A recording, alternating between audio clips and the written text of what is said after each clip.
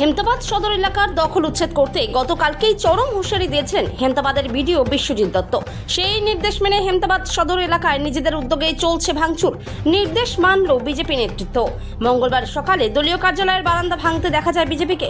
মণ্ডল সভাপতি বিপ্লব সরকার উপস্থিত থেকেই বারান্দা ভাঙেন। অনুপ জয়সওয়ালের রিপোর্ট, বিগ নিউজ বাংলা। আপনার নাম, আপনি সংগঠনে কি দায়িত্ব রয়েছেন? আমার নাম বিপ্লব সরকার, আমি ভারতীয় জনতা পার্টির হেমতাবাদ 2 নং মণ্ডলের সভাপতির দায়িত্ব রয়েছে। আজকে দেখা যাচ্ছে আপনাদের দলীয় কার্যালয়ে ভাঙচুর হচ্ছে, এমন কারণ কি আছে? সরকারি নির্দেশ অনুযায়ী হেমতাবাদ ব্লক জুড়ে ব্লক প্রশাসনের উদ্যোগে যে আমাদের রাস্তার পাশে যে রাজ্য সড়ক রয়েছে 15 ফিট করে সাধারণ জনগণের জন্য একদম ক্লিয়ার করা হচ্ছে। হেমতাবাদের সমস্ত ব্যবসায়িকরাও এগিয়ে এসেছেন।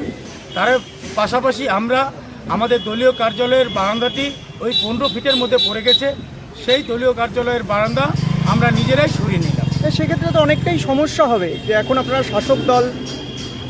দেখুন, সমস্যা কিছুই নয়। প্রথমে মনে হয় সমস্যা, কিন্তু এর পিছনেও তো সরকারি কোনো উদ্দেশ্য রয়েছে।